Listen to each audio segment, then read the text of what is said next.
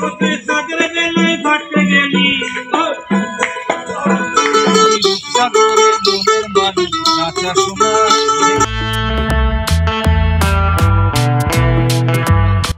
বন্ধুরা, good morning. UP TV চ্যানেলে তোমাদের অনেক অনেক স্বাগত। কেমন আছো তোমরা সবাই? আশা করছি সকলে খুব ভালো আছো। আর আমি তো খুবই আনন্দে আছি। আজ আমি কোথায় এসেছি দেখো, আজকে চলে এসেছি আবারও বোলপুর। এখন আমি চলে এসেছি সৃজনী শিল্পগ্রামে। আর আমাদেরকে এই সমস্ত জায়গাগুলো ঘোরাচ্ছে যে ভাই, তার সাথে একটু পরিচয় করিয়ে দিয়ে এসো। এই ভাইয়ের সাথেই আমরা গোটা বোলপুরটা প্রায় ঘুরছি। তো নামটা বলে দাও।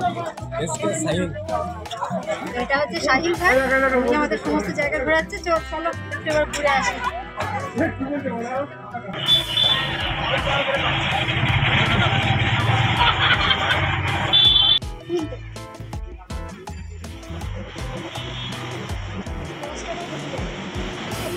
টিকিট কাটা হয়ে গেছে, মাত্র 20 টাকা করে টিকিট। তো চলো এরপর ভেতর দিকে যাই। তোমাদেরকে জানিয়ে দিই, সাহিল ভাই কিন্তু খুব কম রেটে আমাদেরকে বোলপুরটা ঘুরিয়েছে। তোমরা যদি যোগাযোগ করতে চাও তাহলে স্ক্রিনে দেওয়া নাম্বারে তোমরা যোগাযোগ করতে পারো সাহিল ভাইয়ের সাথে। বোলপুর নামটা শুনলেই সবার আগে যার কথা মনে আসেন তিনি হলেন আমাদের কবিগুরু রবীন্দ্রনাথ ঠাকুর। আর সৃজনীতে ঢোকার পর মনে হলো আমরা রং তুলি দিয়ে আঁকা কোনো ছবির দেশে ঢুকে পড়েছি। সৃজনীর গেট দিয়ে যখন ঢুকছিলাম তখন দেখলাম বাঁশের উপরে খুব সুন্দর সুন্দর রং বেরঙের টিয়া পাখি করা রয়েছে, দুধারেই করা রয়েছে। আরও একটু যখন ভেতরে গেলাম তখন দেখলাম যে গাছগুলোতে পাতা নেই, তো সেই গাছগুলোর গায়ে এত সুন্দর করে ছবি এঁকেছে, দেখে বোঝাই যাচ্ছিল না যে এগুলো সত্যি করে গাছ। পাখিগুলো দেখো ছোট্ট ছোট্ট। আমি যতদূর বুঝলাম সামনেই যেহেতু দোল গেছে, তাই আবার নতুন করে এইগুলোতে রং দেওয়া হয়েছে। আর দেখো সামান্য এই বাঁশগুলোতে রং দিয়ে এত সুন্দর কারুকার্য করেছে যে দেখতেই কত ভালো লাগছে। আর এখানে সবসময় রবীন্দ্রনাথ ঠাকুরের গান কেউ না কেউ গেয়ে চলেছে নিজের ছন্দে, নিজের তালে।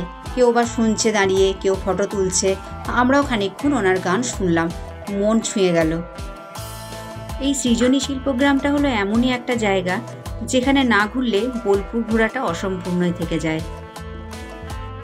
এখানে রয়েছে প্রচুর রকমের মূর্তি, বিভিন্ন দেবদেবীর মূর্তি এবং ভাস্কর্য। সৃজনী শিল্পগ্রামটা মূলত পার্কের মতো হলেও এটা কিন্তু একটা শিক্ষামূলক স্থান।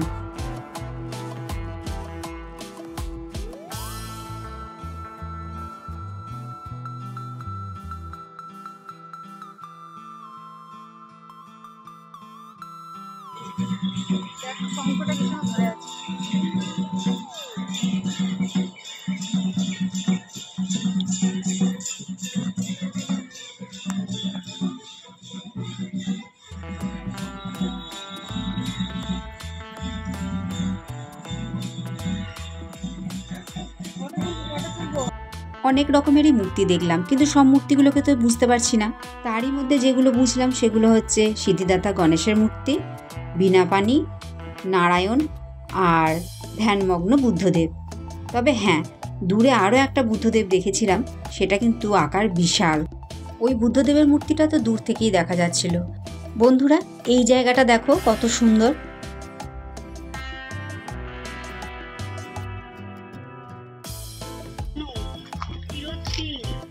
লক্ষণ নায়ক, প্রচুর মূর্তি। তীরথ সিং, এটা হচ্ছে লক্ষণ নায়ক। এই বিরসা মুন্ডার দেখো, ইনি হচ্ছেন বিরসা মুন্ডা,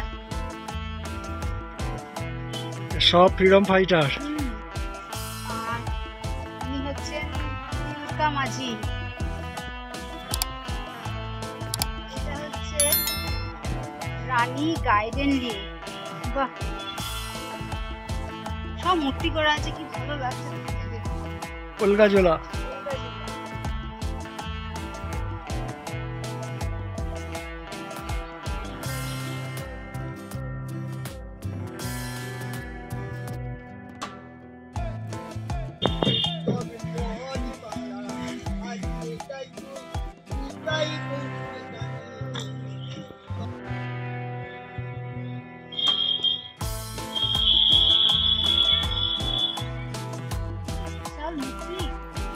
কিসের মূর্তি?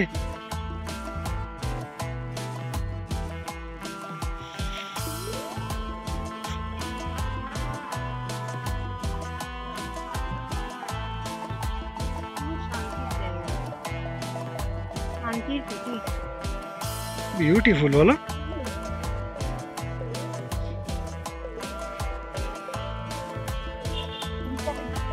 বিকাল বন্ধ।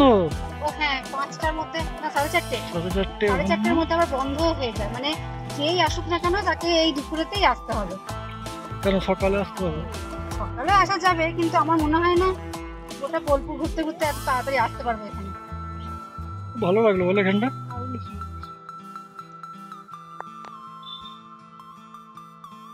এদিকে না হস্তশিল্প মেলা আছে। আর মেলা দেখতে ভালো না, লাগে ওই না? মেলা, এই মেলা সেই মেলা নয়।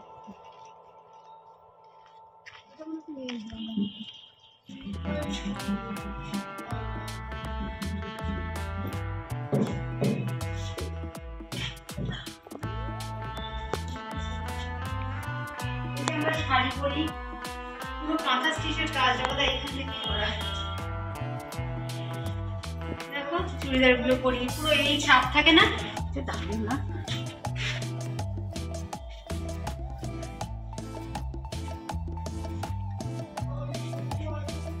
এইটা বুঝতে পারছো কি? তুমি দেখো নি মনে হয় অসুর ওয়েব সিরিজটা দেখেছো? না, অসুর ওয়েব সিরিজে এই মুখোশটা পরে থাকছে। এইটা এইটা হ্যাঁ, হ্যাঁ এটা ওই পুরুলিয়ার ছৌ নাচে এরকম পরে না? হ্যাঁ, ভয়ঙ্কর পরে। হ্যাঁ,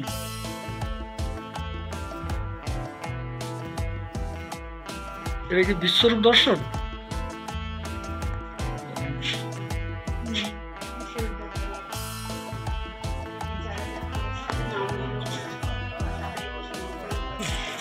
ডোঙাডুঙি।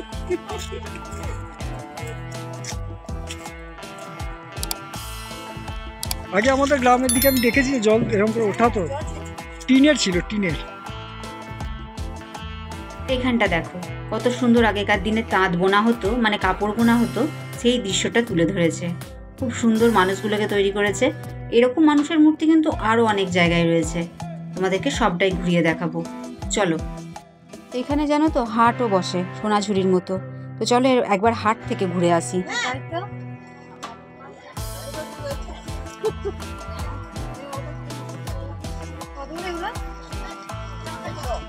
একদম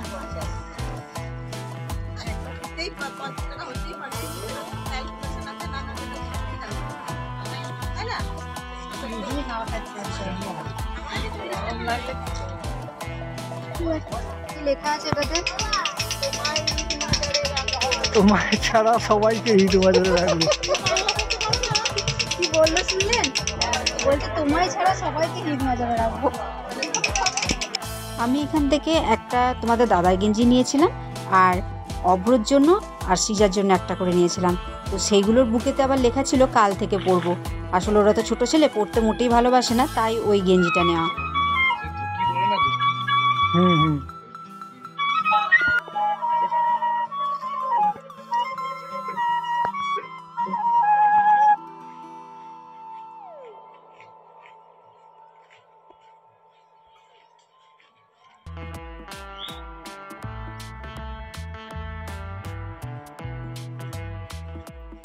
ঘরটা করলাম, কেমন হয়েছে?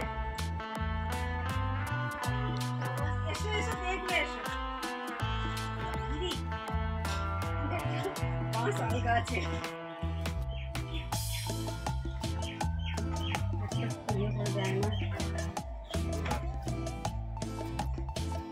হেবি তো। এই কোণে আবার ঘর রয়েছে, ঘরে পর্দা শুদ্ধ দেওয়া রয়েছে।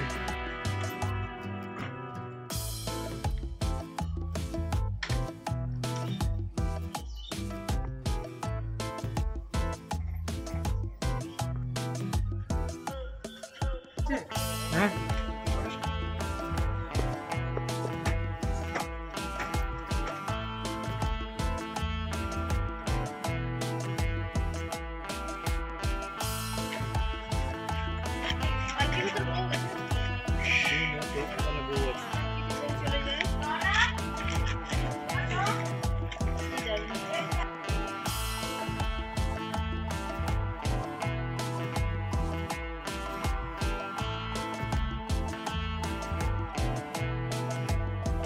সৃজনী শিল্পগ্রামে এসে আমার কিন্তু খুবই ভালো লাগলো। আর জানো তো, এই সৃজনীতেই সারা ভারতবর্ষ রয়েছে। আর সেই ভারত ভ্রমণ তোমাদের অন্য ভিডিওতে দেখাবো।